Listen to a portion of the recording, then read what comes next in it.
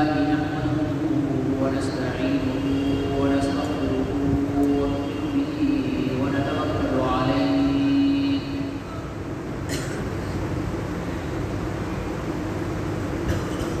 ونعوذ بالله من شرور أنفسنا ومن سيئات أعمالنا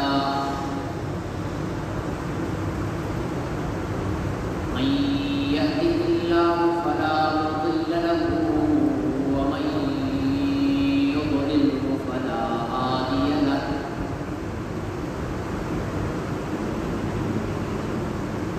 ونشهد أن لا إله إلا الله وحده لا شريك له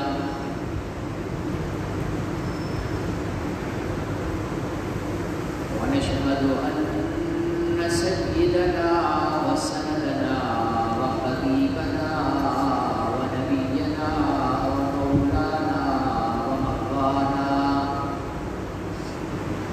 وملجانا محمدا عبده ورسوله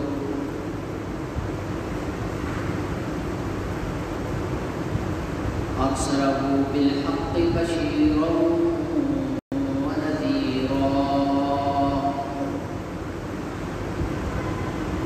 وداعيا إلى الله بإذنه وسراجا منيرا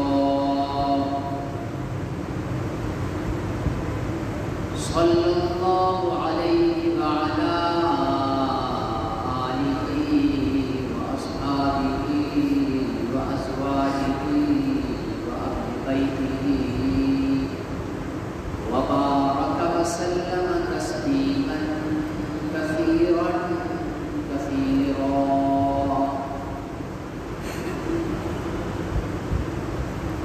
أما بعد فأعوذ بالله من الشيطان الرجيم بسم الله الرحمن الرحيم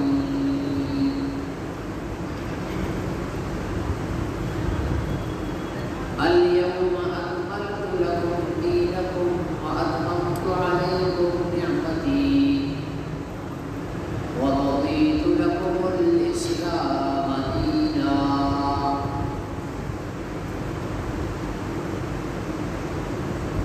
وقال النبي صلى الله عليه وسلم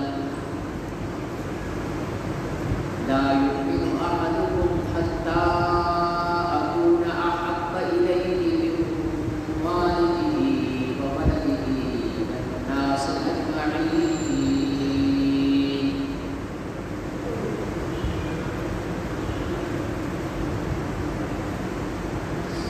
صدق الله العظيم وبلغنا رسوله النبي الكريم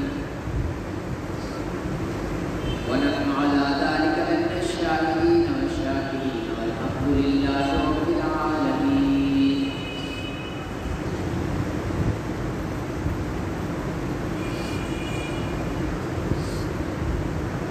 انتہائی قابل احترام بزرگوں بھائیوں،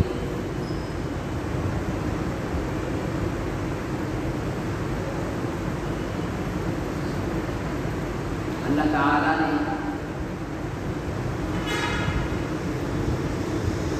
جو دین اسلام حضرت محمد رسول اللہ صلی اللہ علیہ وسلم کے ذریعے ہمیں عطا فرمایا ہے،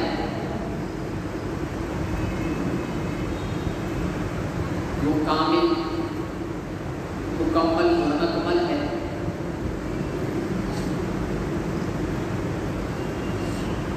اس میں نہ اضافے کی گنجائش ہے اور نہ کسی کمی کی گنجائش ہے۔ دین اسلام نے جن چیزوں کو حرام قرار دیا ہے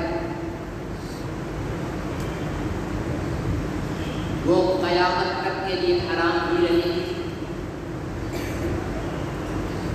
اور جن چیزوں کو اسلام نے جائز اور حلال قرار دیا ہے وہ قیامت تک کے لیے جائز اور حلال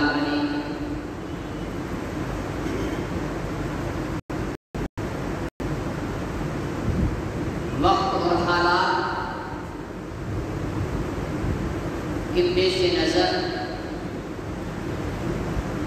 اسلام کی 1400 سالہ تاریخ گواہ ہے کہ اسلام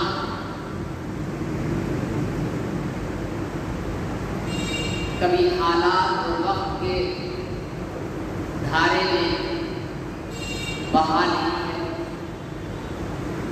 حالات اور وقت کے ساتھ بدلا نہیں ہے، حالات اور وقت کے ساتھ اپنے احکامات کے اندر ترمیم اور تبدیلی نہیں کی ہے، بلکہ حالات کے رخ کو ہر دور میں اسلام نے اپنے تابع کیا ہے، مخالف ہواؤں کا مقابلہ کر کے اسلام نے ان ہواؤں کا رخ بدلا ہے۔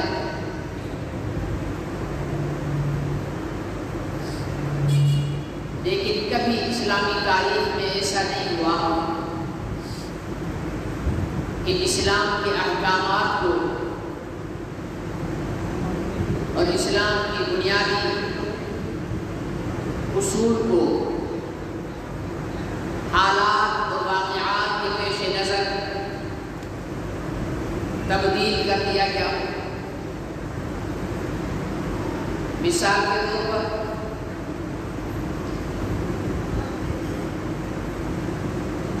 اسلام میں شراب پینا حرام ہے۔ اگر ساری دنیا شرابی بن جائے تب بھی شراب اسلام میں حرام ہی رہے گی۔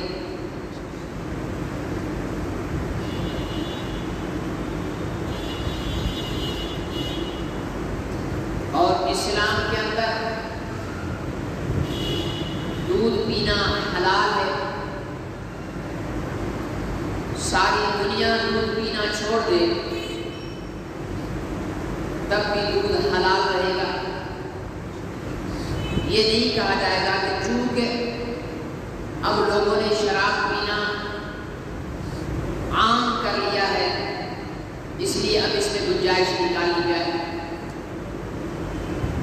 اور یہ بھی نہیں کہا جائے گا کہ چونکہ اب لوگوں نے دودھ پینا چھوڑ دیا ہے اس لیے اب اس کو حرام کر دو۔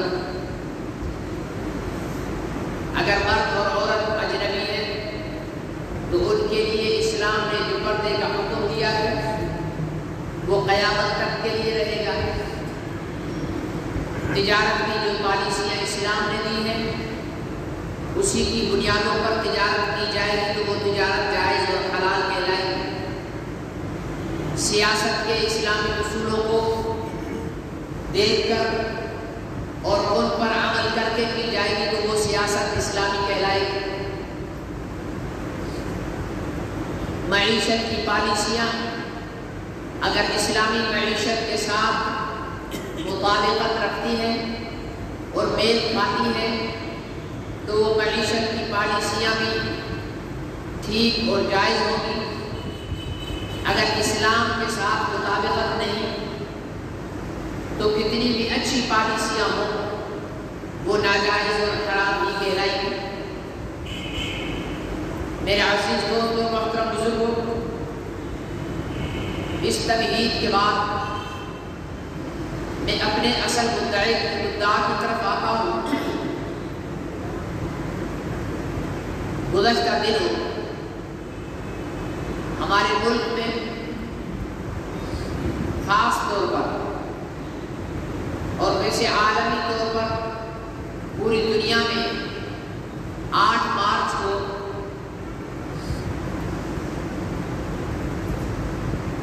یوم حقوق نسواں کے حوالے سے منایا جاتا ہے کہ یہ عورتوں کا دن ہے۔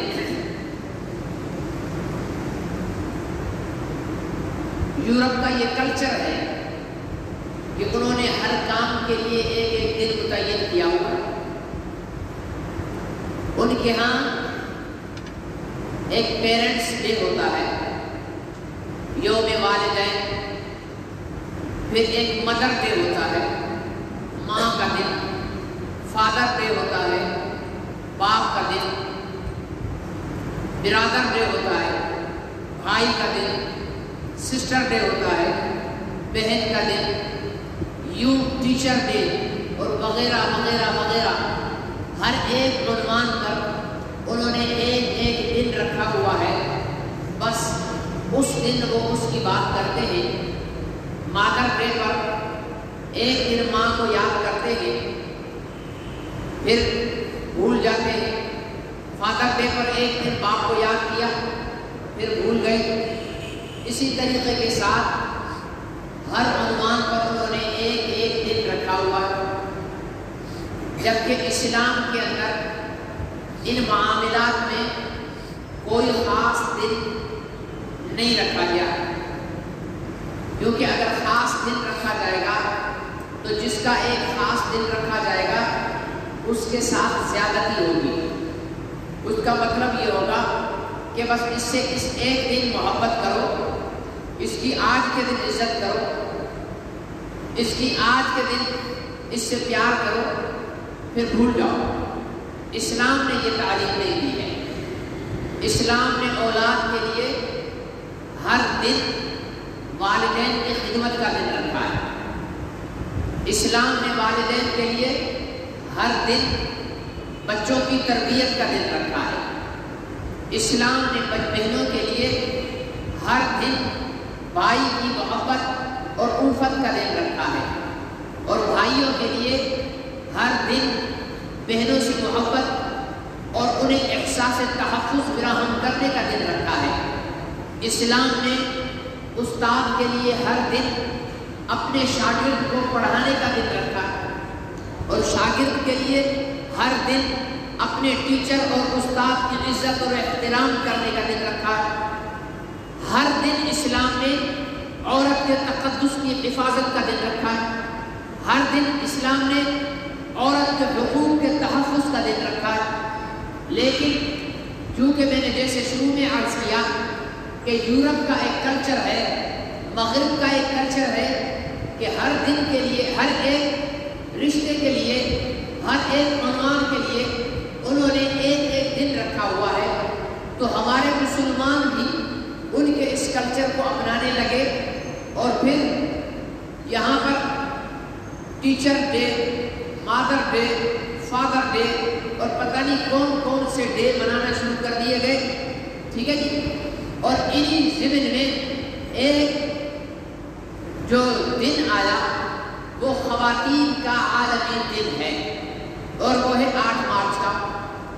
بنیادی طور پر مجھے، ہو سکتا ہے باقیوں کو اختلاف ہو یا نہ ہو، مجھے خواتین کے عالمی دن سے بھی ویسا ہی اختلاف ہے جیسے باپ کے عالمی دن سے اختلاف ہے، ماں کے عالمی دن سے اختلاف ہے، بہن کے عالمی دن سے اختلاف ہے، یا کسی بھی ایک رشتے کے عالمی دن سے اختلاف ہے۔ اس لیے کہ میرے مذہب نے مجھے باپ کے لیے تمام دن مقرر کرنے کے تعلیم دی ہے، میرے مذہب نے ماں کی تمام دن خدمت کرنے کا حکم دیا ہے، میرے مذہب نے بہن کی تمام دن 360-65 دن اس کی عزت اور احترام اور اس کے تحفظ کی تعلیم دی ہے، میرے مذہب نے میری بہن کو میرا ادب اور احترام پوری زندگی کرنے کا اور میرے لیے پوری زندگی دعائیں کرنے کا، میری سلامتی پوری زندگی اللہ سے مانگنے کا اسے یہ حق دیا ہے۔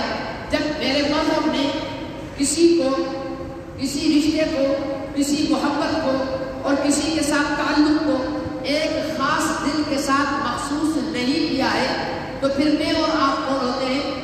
خواتین کا حق، جہاں تک ہے خواتین کے حق کی بات، جہاں تک خواتین کی آزادی کی بات ہے، تو اگر کوئی عقل مند آدمی ہے، یہ جو پاکستان میں خواتین کی آزادی یا خواتین کے حقوق کی بات کر رہے ہیں، ان کو خواتین سے کوئی غرض نہیں ہے، یہ تو یہاں پر نعرہ لگایا ہی اسلام کی دشمنی کے لیے ہے، لیکن چونکہ کھل کر اسلام کی دشمنی کا نعرہ لگا کر یوں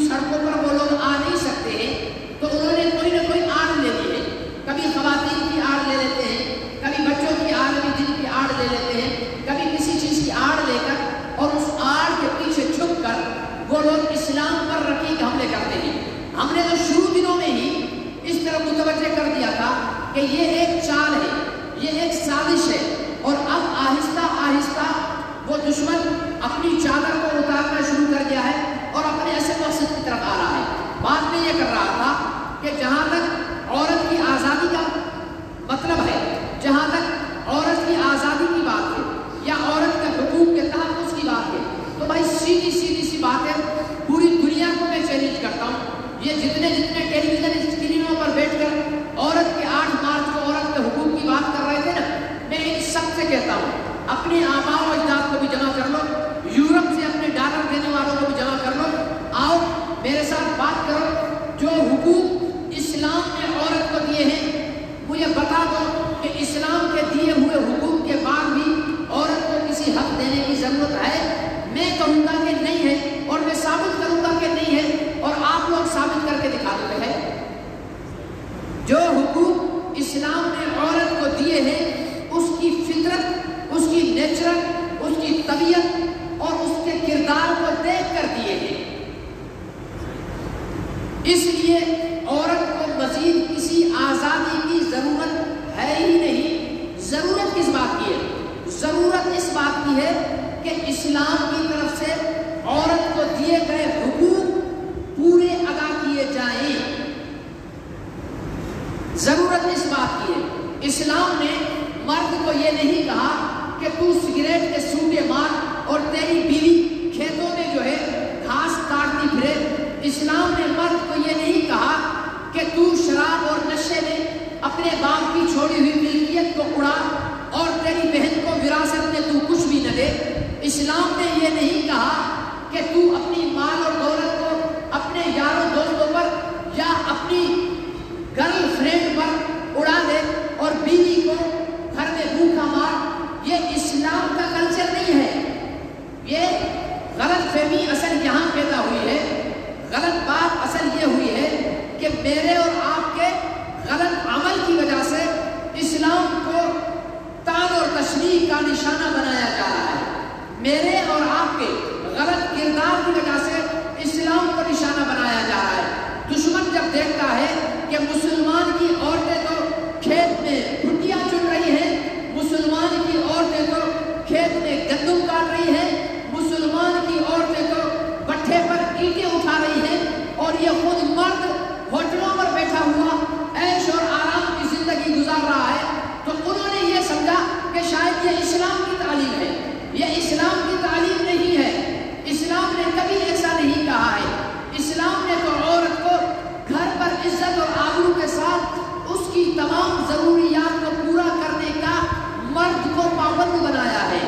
اگر مرد باپ ہے تو بیٹی کی تمام کفالت اس کے ذمے، بیوی کی تمام کفالت اس کے ذمے، بیٹا ہے تو ماں کی تمام ضروریات کو پورا کرنا اس کے ذمے، شوہر ہے تو بیوی کی تمام ضروریات کو پورا کرنا اس کے ذمے، یعنی ایک عورت کی ضرورت کو پورا کرنے کے لیے اللہ تعالیٰ نے چار مردوں کو پابند بنا دیا ہے کہ تیری ماں ہے، ماں کی ضرورت کو پورا کر، تیری بیوی ہے، بیوی کی ضرورت کو پورا کر، تیری بیٹی ہے، بیٹی کی ضرورت کو پورا کر، اور تیری بہن ہے، بہن کی ضرورت کو پورا کر، بھائی بھی عورت کی تحفظ کرے، بیٹا بھی ماں کا تحفظ کرے، شوہر بھی بیوی کا تحفظ کرے، باپ بھی بیٹی کا تحفظ کرے۔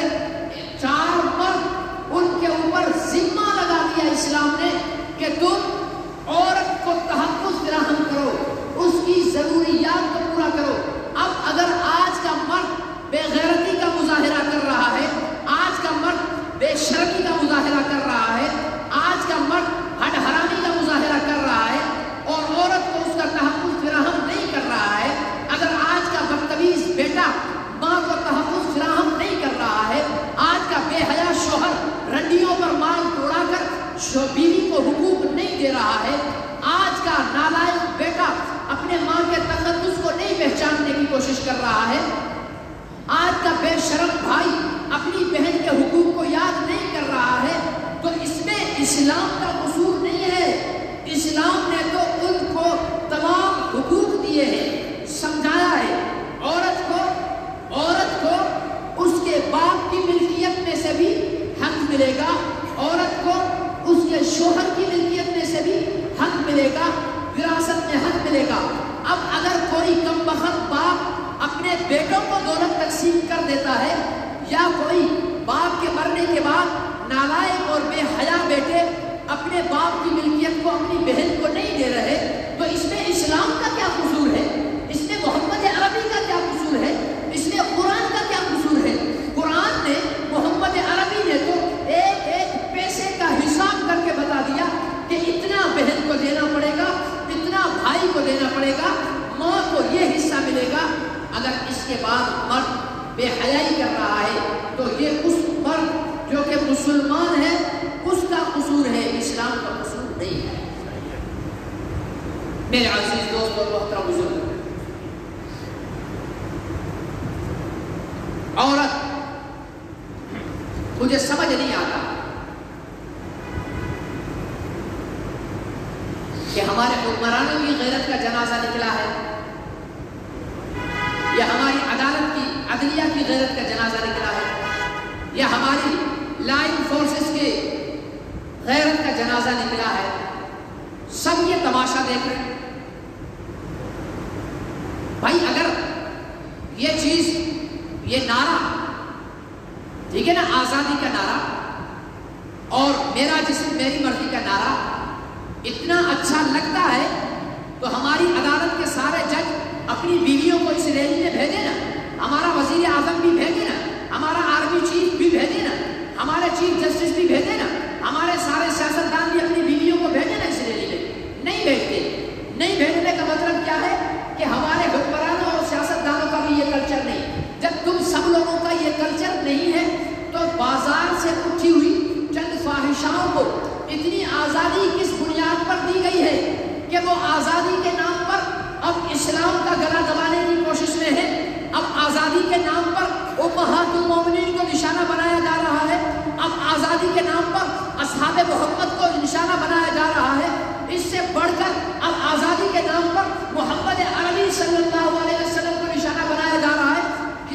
کس چیز نے تم لوگوں کو مجبور کیا ہے کہ فاحشہ عورت جس کی معاشرے میں کوئی حیثیت نہیں ہوتی ہے، معاشرے میں، اچھا ان میں دیکھو گے میں چیلنج سے کہتا ہوں، جو میرا جسم میری مرضی کا کتبہ لے کر اسلام آباد کی سڑکوں پر آئی تھی، ان کے ٹیسٹ کرواؤ، ہر ایک ایڈز کی مریض نکلے گی۔ اب وہ ایڈز کی مریض ہے، زنا کروا کر، منہ کالا کروا کر، کوٹھے پر دوائی کروا کر، جب اس کے جسم میں جھریاں پڑ گئی ہیں، اب اس کے پاس کوئی مرد آنے والا باقی نہیں رہا ہے، تو اب اسے اپنا جسم یاد آیا ہے۔ اب وہ کہہ رہی ہے کہ میرا جسم میری مرضی۔ ارے بے غیرت عورت، تیرا جسم تیری مرضی ہے کہاں؟ تو ساری زندگی 500 روپے پر 1 گھنٹہ اپنا جسم بیچتی رہی ہے، تیری جسم کی اوقات کیا ہے؟ تو 200 روپے پر اپنے جسم کو 15 منٹ کے لیے عیاش اور بدتماش مرد کو بیچتی رہی ہے، چکلے اور کوٹھے پر بیٹھ کر اپنے جسم کا بیڑا غرق کر دیا ہے تم نے۔ جس خاتون نے اسلام کو اہمیت دی اور اسلام کی تعلیم کو اپنے اوپر لازم سمجھا اور اپنے شوہر پر اپنے جسم کو محدود رکھا اور اپنے جسم صرف اپنے شوہر کے حوالے کر دیا، وہ 60 سال کی عمر میں بھی جوان لگتی ہے، اور تجھ جیسی بد کردار جس نے ہر مرد کو 500 روپے پر اپنا جسم بیچا، 20 سال کے بعد بد شکل چڑیل بن کر اسلام آباد کے چوکوں پر، چوراہوں پر کتبے لے کر کھڑی ہوتی ہے کہ میرا جسم میری مرضی۔ تیرے جسم پر تو کوئی کتا بھی پیشاب نہیں کرنا چاہتا۔ تیرا جسم ہے کیا؟ ایک غلاظت کا ابلتا ہوا گٹر ہے تیرا جسم، ایڈز کا ڈھیر ہے تیرا جسم، بیماریوں کا منبع ہے تیرا جسم۔ تیرے جسم پر کون، کس کو پاگل کتے نے کاٹا ہے کہ تیرے جسم کو جو ہے استعمال کر کے اپنے وجود کو ناپاک کرے گا؟ تھوکتا بھی کوئی نہیں تمہارے جسم پر۔ ہمیں تمہارے جسم سے کوئی غرض نہیں ہے، تم کتوں سے جا کر منہ کالا کرواؤ، گدھوں سے جا کر منہ کالا کرواؤ، کوئی غیرت مند تمہارے جسم کی طرف دیکھنا تک گوارا نہیں کرتا۔ کہتی ہیں میرا جسم میری مرضی. تیری ماں بھی اسی طوائف کے کوٹھے پر ساری زندگی گزارنے کے بعد جب مری تھی تو اپنی ماں کے جسم پر تو اپنی مرضی چلاتی نا, اس کو دفن کیوں کیا؟ اس کو نہ مرنے دیتی نا, اپنی ماں کو بولتی نا کہ امی تیرا جسم ہے, مرنا بھی اپنی مرضی سے. میرے اللہ نے انسان کو موت دے کر بتا دیا کہ اے انسان, تجھے ایک گندے پانی کے قطرے سے جیتا جاگتا انسان میں نے اپنی مرضی سے بنایا ہے. یہ جسم جب تک زندہ رہے گا تو میری مرضی کے تابع رہے گا, اور اس جسم کو جب تک میں چاہوں گا یہ دھرتی پر چلے گا. اس کو بستر پر لٹانا چاہوں گا لٹا دوں گا, اس کو ایک ایک بوند کے لیے ترسانا چاہوں گا ترسا دوں گا. جب چاہوں گا بینائی لے لوں گا, جب چاہوں گا قوت گویائی لے لوں گا, جب چاہوں گا سننے کی طاقت لے لوں گا, اور جب چاہوں گا اس کے دل کے دھڑکنے ختم کر دوں گا. میرے رب کی مرضی کے سوا ہو کیا سکتا ہے؟ تیری مرضی ہی کیا ہے؟ تیری مرضی صرف اتنی تھی کہ کوٹھے پر آئے ہوئے سے 500 روپے لے کر اپنی کروڑوں کی عزت کو بیچ دیا. تیری مرضی اتنی تھی کہ تو نے ایک ایک دن کے اندر 100 مردوں کو نپٹایا, اور اپنے وجود کو تعفن کا ڈھیر بنا کر بد شکل, کریہ شکل, چڑیل نما, کریہ جس کی شکل کو دیکھ کر بھی انسان کا کھایا ہوا الٹی سے باہر آ جائے, آج وہ کہتی ہے کہ میرا جسم میری مرضی. تیرے جسم پر مرضی چلانا کون چاہتا ہے؟ میری تو دعا ہے کہ اللہ تجھے شرم دے, میری تو دعا ہے کہ اللہ تجھے غیرت دے, لیکن اب نہیں لگتا کہ تجھے شرم ملے, کیونکہ اب تو اپنی اصلیت پر آ چکی ہے. اب تو کائنات کی سب سے پاکیزہ خاتون پر نشتر چلانے لگی ہے. اب تو سب سے زیادہ طاہرہ, مطہرہ, مقدسہ, پاکیزہ مومنوں کی اماں عائشہ صدیقہ کی زندگی پر کیچڑ اچھالنے لگی ہے. جب ایک ناپاک غلیظ گٹر کی گندی چیونٹی اٹھ کر پاکیزہ خاتون کائنات پر کیچڑ اچھالے گی تو رب تعالیٰ اس پر ہدایت کے دروازے بند کر دیتے ہیں.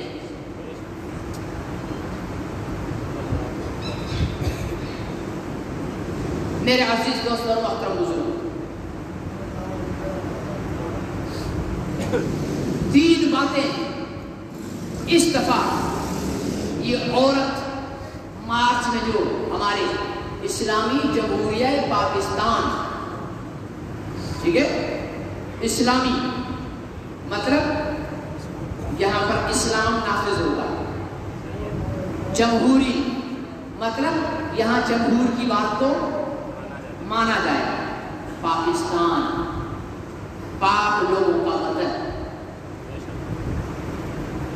میں وزیر اعظم سے, ہمارے سپہ سالار اعلیٰ جنرل قمر باجوہ صاحب سے, ہمارے چیف جسٹس صاحب سے پوچھنا چاہتا ہوں کہ اس مارچ میں اسلام کہاں تھا اور جمہوریت کہاں تھی اور پاکیزگی کہاں تھی؟ تینوں چیزوں سے خالی. اور کس لیے یہ جمہور کا کلچر نہیں ہے؟ آج بھی پاکستان کا جمہور شرم اور حیا کا دامن تھامے ہوئے. آج بھی پاکستان کا جمہور اسلام پر عمل پیرا ہے. آج بھی پاکستان کا جمہور قرآن اور سنت کی تابع داری کرنا چاہتا ہے. تو یہ لوگ, آپ یا کوئی بھی ان لوگوں کو مسلط کر رہا ہے تو مجھے کھلی آنکھوں سے نظر آ رہا ہے کہ آنے والے وقتوں میں ملک کی سڑکیں خون سے رنگین ہوں گی. کھلی آنکھوں سے دیکھو, کوئی مبالغہ نہیں کرتا. ظاہر ہے کتنا بھی شریف انسان ہو، امن پسند ہو، اس کو ماں کی گالی دو گے تو وہ مشتعل ہوگا یا نہیں ہوگا؟ بولو، سب نہیں بولتے ہوگا؟ جو ہوں گے وہ بولیں، جن کو ماں کی غیرت ہو وہ بولیں۔ ہم میں سے کسی کی ماں کو گالی ملے، ہم کتنے بھی تہجد گزار ہوں، ہاں اپنی گالی کو برداشت کر لیں گے، لیکن ماں کی گالی کو، تو پھر ہم اس ماں کی گالی کو کیسے برداشت کریں گے جس ماں کے قدموں پر 22 کروڑ پاکستانیوں کی مائیں قربان ہوں؟ کر سکتے؟ نہیں کر سکتے۔ ہم اس ماں سیدہ طاہرہ مطہرہ صدیقہ عائشہ رضی اللہ تعالی عنہا، جن کی پاک دامنی کو رب کائنات نے 18 قرآن پاک کی آیتیں نازل کر کے کیا کہ عائشہ پاک دامن خاتون ہے۔ جو عائشہ کے کردار پہ شک کرے وہ کافر ہے۔ کون ہے وہ؟ کافر۔ وہ کافر ہے، اس لیے کہ وہ عائشہ کے کردار پہ شک نہیں کر رہا، وہ اللہ کے کلام میں شک کر رہا ہے۔ تو اس ماں پر کیچڑ اچھالے گا تو ظاہر ہے مشتعل تو ہوگا،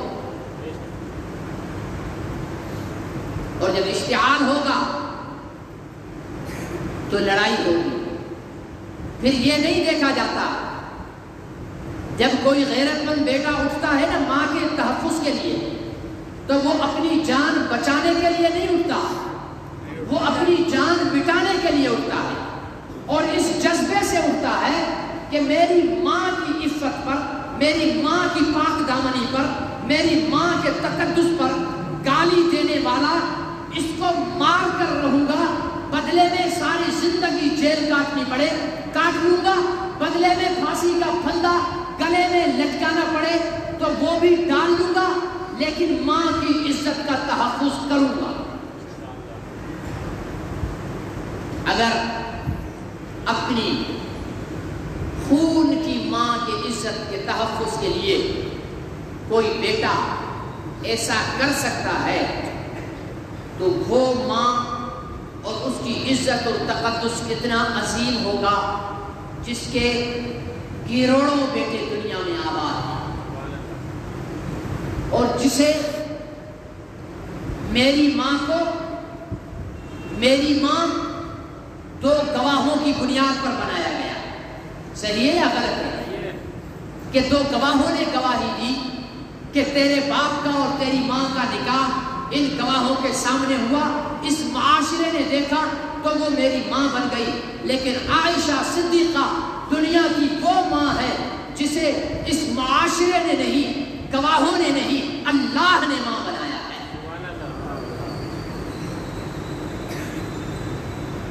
تو اللہ جسے ماں بنائے وہ ماں بڑی ماں ہوتی ہے۔ صحیح ہے یا غلط ہے؟ وہ ماں اس ماں سے زیادہ پاکیزہ ماں ہوتی ہے، وہ ماں اس ماں سے زیادہ مقدس ماں ہوتی ہے۔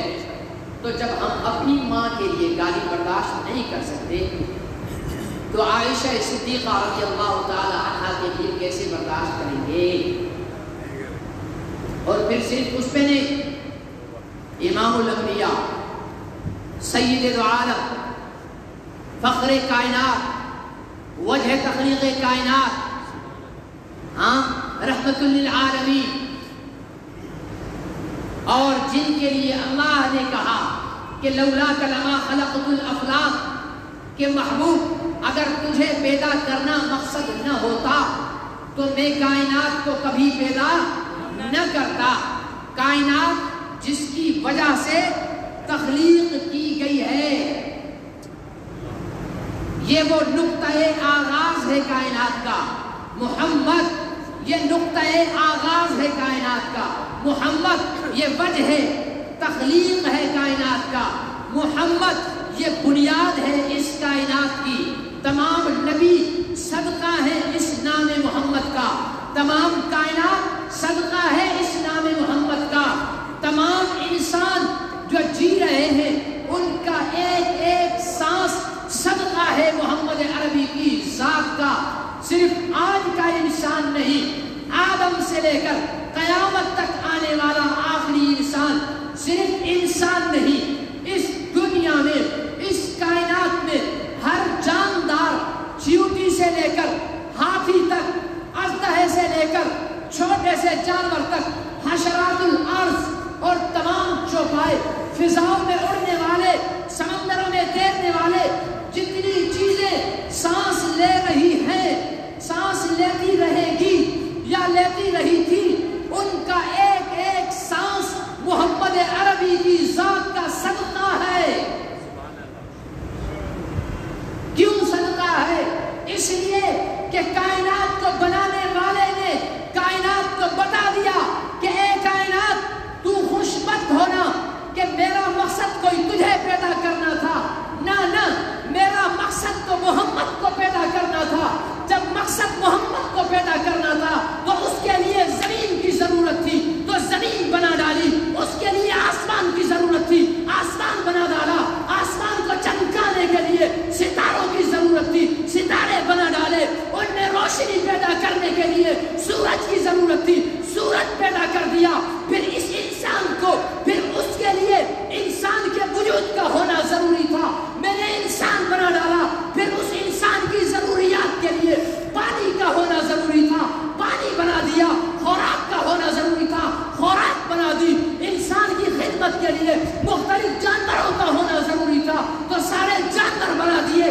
تو یہ ساری کائنات صدقہ ہے، وجہ ہے محمد عربی کی کہ اگر اس کو پیدا کرنا مقصد نہ ہوتا تو تیری وجود کی کوئی قیمت نہیں۔ آج کی کوٹھے سے اٹھی ہوئی طوائف 500 روپے پر اپنی آبرو کو سرے بازار نیلام کرنے والی رنڈی، مجھے معاف کیجئے گا، آج میری زبان میں اخلاق نام کی کوئی چیز نظر نہیں آئے گی، آج میرا لہجہ نرم نہیں ہوگا، میں اس اخلاق پر لعنت ڈالتا ہوں جو محمد عربی کی گالی سنے اور پھر اپنے لہجے کو نرم رکھے، اپنی آواز کو دھیما رکھے، وہ آواز میں خدا سے نہیں مانگتا جو محمد عربی کی عزت اور ناموس کا تحفظ نہ کر سکے، وہ بینائی میں نہیں مانگتا خدا سے جو محمد عربی کے ناموس کی چوکیداری نہ کر سکے، وہ زندگی میں معاف کرتا ہوں دنیا کو جو محمد عربی کی عزت اور ناموس کے تحفظ کے لیے قربان نہ ہو۔ آج کی ایک کوٹھے کی جو 7 نسلوں سے کوٹھے میں جنم دینے والی، جس کی ماں کوٹھے میں جنم دی، جس کی نانی نے کوٹھے پر پیدا ہوئی، جس کی پڑنانی کوٹھے پہ پیدا ہوئی، جس کی تڑنانی کوٹھے پر پیدا ہوئی، جن کا خاندانی پیشہ ہر روز 5-10 مردوں سے 150 روپے لے کر اپنی آبرو کو بیچنا ہوتا ہے۔ یہ آبرو کا لفظ میں کہہ رہا ہوں اس لیے کہ کوٹھے والی کی نظر میں آبرو نہیں ہوتی، اس کی نظر میں وہ بکنے والا، مارکیٹ میں بکنے والا سامان ہے، اس کی نظر میں آلو پیاز کی طرح، ٹماٹر مرچی کی طرح وہ ایک بکنے والا سامان ہے۔ کس نے حق دیا ہے ایک کوٹھے پر پیدا ہونے والی کو وجہ تخلیق کائنات کی زندگی کو نشانہ بنانے کا؟ کس نے حق دیا ہے ایک حرام النسل بچی کو کہ وہ وجہ تخلیق؟ ارے وہ ذات کہ کھانا کھا رہے تھے، ایک مدینے کی فاحشہ عورت، کون عورت؟ فاحشہ عورت وہاں سے گزری، حضور علیہ السلام کے پاس آئی، کہنے لگی کہ یہ مجھے روٹی کا لقمہ کھلا دے، مجھے روٹی کا لقمہ کھلا دے۔ حضور علیہ السلام نے لقمہ توڑا اور اس کو دیا، اس نے کہا نہیں یہ نہیں، آپ اپنے منہ کا لقمہ نکال کر مجھے دیجیے، اپنے منہ کا لقمہ نکال کر مجھے دیجیے۔ حضور علیہ السلام نے اپنے منہ کا لقمہ نکال کر اس کے ہاتھ میں رکھ دیا، اس نے اپنے منہ میں ڈالا۔ مدینے کے شہریوں کا کہنا ہے اس لقمہ جانے کے بعد اس فاحشہ کو اللہ تعالیٰ نے وہ حیا عطا فرمایا کہ اس کے بعد زندگی بھر اس پر کسی مرد غیر مرد کی نظر ہی نہیں پڑی. جس کے لقمہ کھانے والی فاحشہ کو خدا حیا دے دے. آج کی طوائف شادی اس پاکیزہ ہستی کو نشانہ بناتی ہے کہ 50 سال میں 9 سال کی بچی سے شادی کی, 50 سال میں 9 سال کی بچی سے شرع محمدی کے مطابق اس کے والدین اور رب کی مرضی سے شادی کی. تیری طرح گھر سے بھاگ کر 9 سال کی عمر میں غیر مرد سے اپنی آبرو ریزی کروا کر 500 روپے لے کر اپنی خاندان کی ناک نہیں کٹوائی. تو کیا جانے تقدس کیا ہوتا ہے. اور کہتے ہیں کہ جی مرد کی غلامی عورت کیوں کرے. عجیب عقل نہیں ان لوگوں کو. یعنی ایک مرد شوہر اس کو چائے بنا کر دینا اس طوائف شادی کو برا لگ رہا ہے. اپنے باپ, دوسرا مرد اپنا باپ اس کو کھانا نکال کر دینا اس طوائف شادی کو برا لگ رہا ہے. تیسرا بھائی جو اسی کوک سے جس نے جنم لیا, جس سے اس نے جنم لیا, اس کو پانی کا گلاس دینا برا لگ رہا ہے. کہتی ہے میں کیوں دوں. اور چوتھا اس کا اپنی کوک سے جنم دینے والا بیٹا, اس کو چائے دینا اس طوائف شادی کو برا لگ رہا ہے. چل بھائی میرے کو آزادی دیتے ہیں, تو کیا کرے گی. کہتی ہے میں ہوٹل پر بیراگیری کروں گی. روزانہ آنے والے ہوٹل پر 500 مردوں کی آنکھوں کا نشانہ بنے گی. ان کو سر سر کہہ کر چائے دے گی. یہ قید نہیں ہے. یعنی کتنی بے وقوف ہے عورت آج کی کہ 504 مردوں کی تابع داری سے نکل کر 500 مردوں کی غلامی کرنے کو آزادی کہہ رہی ہے. ہے یا نہیں ہے؟ بولو. ہے. اپنے شوہر کا بیگ آفس جاتے ہوئے اپنے شوہر کو دینا یہ اس کو غلامی لگ رہی ہے. لیکن اپنے باس کا بیگ ساتھ پکڑ کر جہاں باس جا رہا ہے وہاں ساتھ چلنا اس کو غلامی نہیں لگ رہی. جو باس اس کو صرف مہینے میں تنخواہ دے گا, اس کو اس سے غرض نہیں کہ یہ بیمار ہے, اس کو اس سے غرض نہیں کہ یہ پریگننٹ ہے, اس کو اس سے غرض نہیں کہ اس کے سر میں درد ہے, اس کو اپنے کام سے غرض ہے کہ میری فائلیں وقت پر میرے سامنے پیش کر. اس لا غرض, اس خود غرض انسان کی چند ٹکوں کے عوض 10-10 سال عورت نوکری کرنے پر تو راضی ہے, لیکن اس مرد کی چائے بنانے پر تیار نہیں جو اس کے بیمار ہونے پر خود چائے بنا کر اس کو پیش کر رہا ہو, جو اس کے بیمار ہونے پر اس کے سر کی مالش کر رہا ہو, جو اس کے بیمار ہونے پر ڈاکٹر کو دوڑ کر لے کر آئے, جس کی اپنی نیند اس کی بیماری کی وجہ سے خراب ہو جائے. اس شوہر کی تابع داری اس بے وقوف عورت کو غلامی لگتی ہے. میری بہن, میں رنڈیوں کو نہیں کہہ رہا, کوئی رنڈی میری بہن نہیں, کوئی طوائف میری بہن نہیں.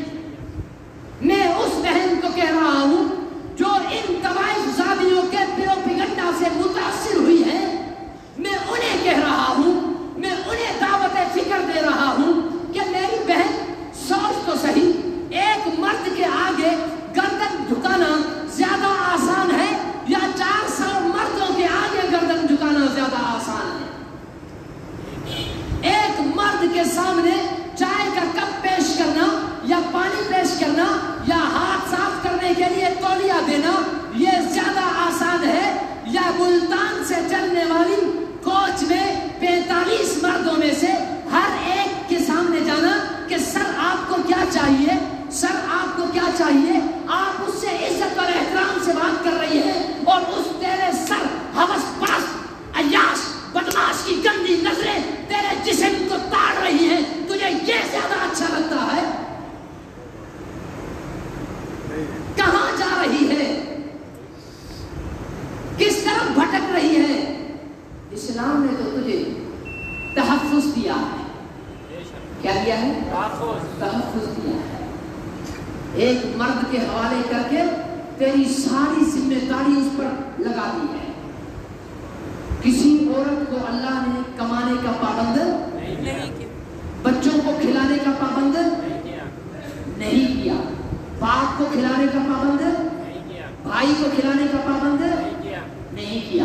باپ سے کہا بیٹی کو کھلا، بھائی سے کہا بہن کو کھلا، بیٹے سے کہا ماں کو کھلا، شوہر کو کہا بیوی کو کھلا۔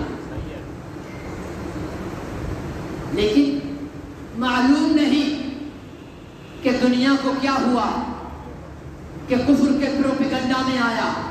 میرے بھائیوں، اپنی بہنوں کو سمجھاؤ، اپنی بچیوں کو سمجھاؤ، انہیں اسلام کی تعلیم دو، انہیں قرآن کی تعلیم دو، انہیں محمد عربی کے سنتوں کی تعلیم دو، انہیں محمد کی عائشہ کا نقوش قدم اس سے آشنا کرو، انہیں بتاؤ محمد کی اس بیٹی کا تقدس جس نے اپنے شوہر علی سے کہا تھا، علی میرا جنازہ بھی رات کی اندھیرے میں اٹھانا۔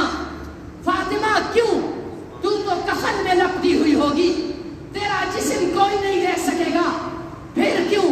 کہا علی میں یہ نہیں چاہتی، میری زندگی میں کسی غیر مرد نے مجھے نہیں دیکھا، میں نہیں چاہتی کہ میری جنازے کو دیکھ کر کوئی کہے کہ فاطمہ کا قد اتنا تھا، میں اپنا قد دنیا پر ظاہر نہیں کرنا چاہتی۔ ارے حیا تو محمد کی بیٹی سے سیکھ، شرم تو محمد کی بیٹی سے سیکھ، اس سے آگے حیا جھک جاتی ہے، اس پر حیا ختم ہو جاتی ہے، اور تبھی تو خدا نے بھی اسے وہ مقام عطا فرمایا کہ محمد عربی کو فرمانا پڑ گیا سیدۃ النساء اہل الجنہ، فاطمہ سیدۃ النساء اہل الجنہ۔ دنیا والوں کان کھول کے سن لو، اگر جنت کی عورتوں کی سردار دیکھنی ہے، جنت کی عورتوں کی شہزادی دیکھنی ہے، جنت کی عورتوں کی ملکہ دیکھنی ہے، تو میرے جگر کے ٹکڑے فاطمہ کو دیکھو۔ حیا میں یہ مقام ہے۔ اور ماروی سرمت یورپ کے گندے گٹر کی نکلی ہوئی ایک ناپاک کیڑا تیرے مرنے کے بعد، ابھی میں نے وہ آپ نے بھی دیکھا ہوگا، ایک ٹک ٹاکر لڑکی تھی، ہاں کہتے ہیں کہ اس کی ایک ٹک ٹاک ویڈیو پر اسے لاکھوں روپے ملتے تھے، اور جیسے ویڈیو اس کا سوشل میڈیا پر آتا تھا ہزاروں اس کو لائک مل جاتے تھے، ہزاروں کمنٹس مل جاتے تھے۔ لیکن جب مر گئی 3 دن تک اس کی لاش اسپتال میں پڑی رہی، کوئی اس کی لاش اٹھانے کے لیے نہیں آیا۔ یہ ہے انجام اپنے وجود کو بیچنے والی کا، یہ ہے حالت۔ کوئی شوہر یوں اپنی بیوی کو کی لاش کو اسپتال میں رکھنے کو تیار نہیں ہوگا۔ ایک کاش کہ اس بچی نے بھی کوئی اپنا شوہر کیا ہوتا تو اس کی لاش یوں نہ رلتی۔ میں کسی کی لاش کا مذاق نہیں اڑا رہا، اللہ ہماری بچیوں کو سلامت رکھے۔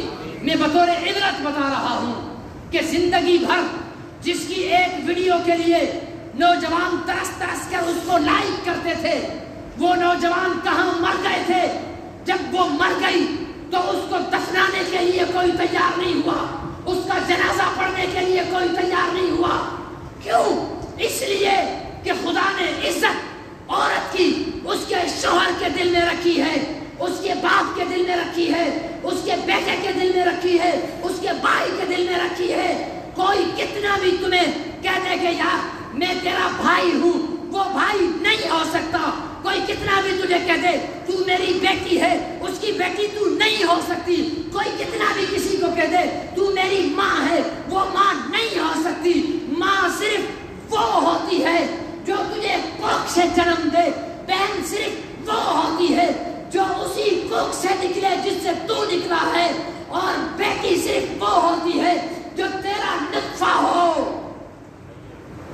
باقی دنیا کی آنکھوں میں دھول جھونکنے کے ڈرامے ہیں۔ خدا نے جسے اجنبی بنایا ہے وہ کبھی بھی کسی عورت کو ماں کہہ کے اس کا محرم نہیں بن جائے گا۔ خدا نے جسے اجنبی بنایا ہے وہ کسی کو اپنی بہن کہہ کر محرم نہیں بن جائے گا۔ میرے عزیز دوستو، اپنے رشتوں کو پہچانو، اپنی بچیوں کے محافظ بنو، اپنی عورتوں کو ان کے حقوق دو، وراثت میں ان کو حصہ دو۔ بھائی ہو اگر آپ ہو اور صرف آپ کی ایک بہن ہے تو اپنے باپ کی حصے، ملکیت کے حصے 3 کرو، 2 حصے تم رکھو، 1 حصہ تمہاری بہن کا ہوگا۔ نہیں دو گے، شادی میں بے شک اس کو تم نے 10 لاکھ روپے جہیز دے دیا ہو، لیکن اگر وراثت کے 10,000 تم نے اسے نہیں دیے، قیامت کے دن الٹے لٹکائے جاؤ گے۔ وراثت کا ہمارے ہاں یہ رواج ہے، اچھے خاصے دینداروں کو میں نے دیکھا ہے، پوچھتا ہوں میں تو اپنے دوستوں سے، اپنی بہن کو حصہ دیا؟ صحیح، کیوں حصہ دے؟ ہم نے تو ان کی شادی بڑی دھوم دھام سے کرائی ہے، 15 لاکھ روپے تو میں نے کہا 15 کروڑ بھی تو خرچ کر لے، لیکن اگر وہ اس کا 50,000 روپیہ حق وراثت کا جو تو نے نہیں دیا ہے نا، تو لٹکے گا۔ وہ حق اس کو دینا ہوگا، وہ 1 روپیہ بھی کیوں نہ ہو وہ دینا ہوگا۔ دو، بہن تو دور اپنی ماں کو بھی نہیں دیتے کم وقت۔ کتنی بدبختی ہے، یہ ہماری ہی تو بدبختی ہے کہ ایسی طوائف ذاتیاں آج اسلام کو نشانہ بنا رہی۔ اور مزے کی بات، اس عورت مارچ کے اندر جھنڈا کس ملک کا لہرایا گیا؟ فرانس کا، جس نے ابھی کچھ عرصہ قبل سرکاری سطح پر محمد عربی کے توحید کا اعلان کیا۔ میں حکمرانوں سے کیا کہوں، انہوں نے جھنڈا لہرایا ہے، ہمارے حکمرانوں نے اس کے سفیر کو گود میں بٹھایا ہے۔ بات ایک ہی ہے، وہ کنجریاں ہیں تو یہ کنجر ہیں۔ صحیح ہے، وہ کنجریاں ہیں تو یہ کنجر ہیں، انہی کنجروں کی سرپرستی میں تو یہ ہو رہا ہے۔ انہوں نے جھنڈا لہرایا ہے، تم نے اس کے سفیر کو بٹھایا ہے۔ وہ تو طوائف ذاتیاں ہیں، ہاں ان کے ہاں تو عزت نام کی کچھ چیز نہیں، تم تو بڑے معزز بنتے ہو معاشرے میں، تمہیں تو غیرت ہونی چاہیے نبی کی۔ اور تیسری بات کیا کی ہے؟ کہا تیرا باپ بھی سن لے، لے کے رہیں گے آزادی۔ یہ وہ طوائف ذاتیاں کہہ رہی ہیں، کیا کہہ رہی ہیں؟ تیرا باپ بھی سن لے۔ اور آگے کس کس کو کہہ رہی ہیں؟ عمران بھی سن لے، اللہ بھی سن لے، رسول اللہ بھی سن لے، اولیاء اللہ بھی سن لے۔ آہستہ آہستہ آہستہ بیٹھتے ہو لانا، ڈرنے والا مت بولے، کچھ دن چپ ہو جائے، لیکن جو دلیر ہے اپنے رب سے محبت کرتا ہے، محمد عربی سے محبت کرتا ہے، کھل کر بولے ان کی 7 نسلوں پر لعنت اور ان کی بدماشی پر چپ رہنے والے حکمرانوں پر بھی لعنت ہو، عدلیہ پر بھی لعنت ہو، مقننہ پر بھی لعنت ہو، انتظامیہ پر بھی لعنت ہو۔ تماشا بنا دیا ہے۔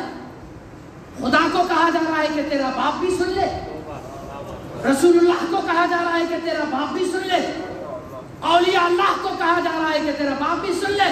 عمران کو 100 دفعہ کہو، وہ تمہاری طرح کا ہے، ہمیں کوئی اعتراض نہیں۔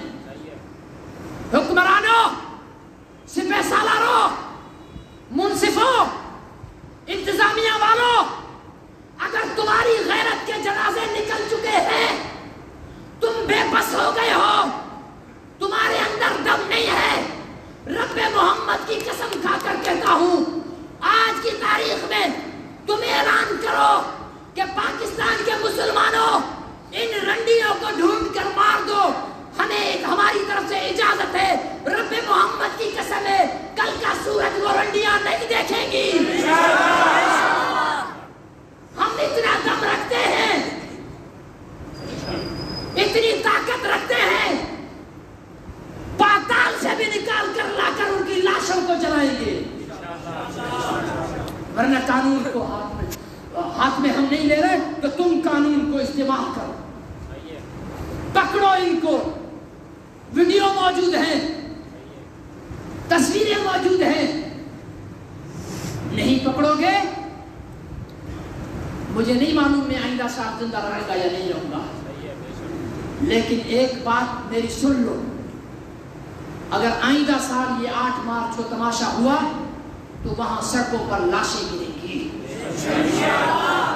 غیرت مند بھی وہاں پہنچیں گے. پھر دیکھتے ہیں دم دما دم مست کلندر ہوگا, پھر جس کی طاقت ہوگی وہی بولے گا. یا اپنے پالتوؤں کو, اگر اسلام آباد کی گلیوں کا امن چاہتے ہو, پاکستان کی گلیوں کا امن چاہتے ہو, تو ناموس رسالت پر بھونکنے والی کتی زبانوں کو کاٹ پھینکو. اما عائشہ کے تقدس پر بھونکنے والے غلیظ زبانوں کو لگام دو, ورنہ آئندہ سال, یہ تو میں سوچ رہا ہوں, مجھ سے زیادہ ایمان والوں نے پتہ نہیں کیا کچھ سوچ لیا ہوگا, کیا تیاریاں کر لی ہوں گی, اور وہ آئندہ 8 مارچ کا انتظار کر رہے ہیں کہ کب 8 مارچ آئے اور کب ہم اسلام آباد پہنچیں اور دیکھیں کہ کون بھونکتا ہے. بھونکنے سے پہلے اس کی گردن اس کے ہاتھ میں تھما دی.